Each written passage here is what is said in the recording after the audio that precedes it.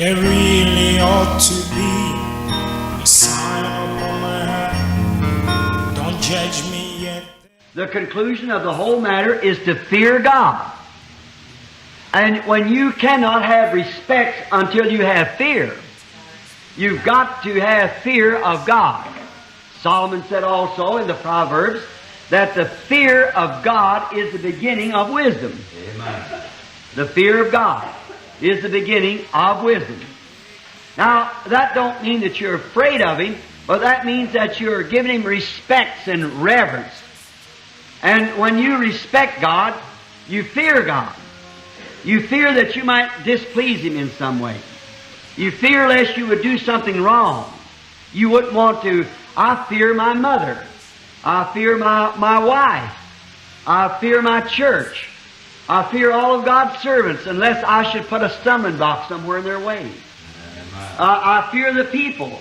I fear the people of the city unless I should do something wrong that would cause them to think that I wasn't a Christian. See, you've got, before you can have respect, you've got to have fear. And God demands it. He demands respect. God does. He demands it. And fear brings it. And we know that fear brings respect. Now you take, for instance, a man, he's a farmer, or maybe he's a shop worker, and nobody pays any attention to him. But let him get a job on the police force and come down the street as a policeman with his badge and uniform on, where maybe someone wouldn't speak to him the day before. Hello there, John, how are you? See? Why is it? It's kind of an awe or fear or respect because of it. Maybe he gets elected to be the mayor of the city. Or maybe, who would President Kennedy tonight be if he wasn't President Kennedy?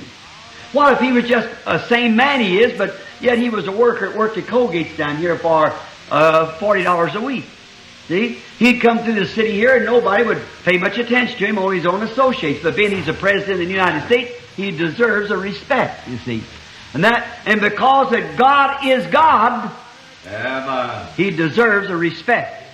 That's right. Hallelujah. And we've got to respect Him and give a fear to Him, and that brings respect. God has demanded that for Himself and for all His servants. Amen. God demands respect for His servants. His servants, how we know that they're His servants? Because He vindicates these servants by His Word. Amen. He takes these servants and makes them servants of God and proves that they are servants by making His Word work through them servants. Then as you respect that servant, you respect God. So when I respect you and you respect me and we respect each other, then we're respecting God. Did not Amen. Jesus say, insomuch as you have done it unto the least of these my little ones, you have done it unto me? And it would be better for you that a millstone was hanged at your neck and you were drowned in the depths of the sea than to offend one of them. Amen. For I say unto you, behold, their angels always behold my Father's face which is in heaven.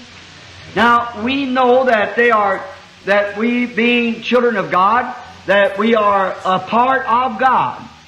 And God demands this respect. Then God shows who His children are. He shows it by wonders and signs and that it's being done. He's still working on me. Make me all I ought to be. It took Him just a week to make the moon and stars. Sun and earth, you be telling us how loving, patient,